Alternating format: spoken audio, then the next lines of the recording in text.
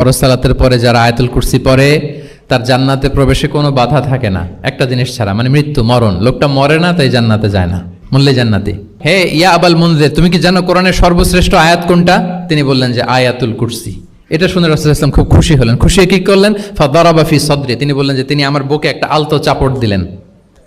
এটা ভালোবাসার আলতো চাপড়, এরকম উৎসাহ দেওয়ার জন্য, যে সাবাস।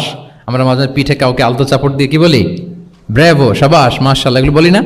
তো রাসূলুল্লাহ সাল্লাল্লাহু আলাইহি ওয়াসাল্লাম বুকে আলতো চাপড় দিয়ে বললেন, ওয়াল্লাহি লিয়াহনিকাল ইলমু আবাল মুনজির, তোমার ইলম, তোমার জ্ঞান কল্যাণময় হোক হে আবাল মুনজির, মোবারক হোক তোমার জন্য তোমার ইলম। May knowledge be pleasant for you, তোমার জ্ঞানটা বরকতময় হোক, কল্যাণময় হোক।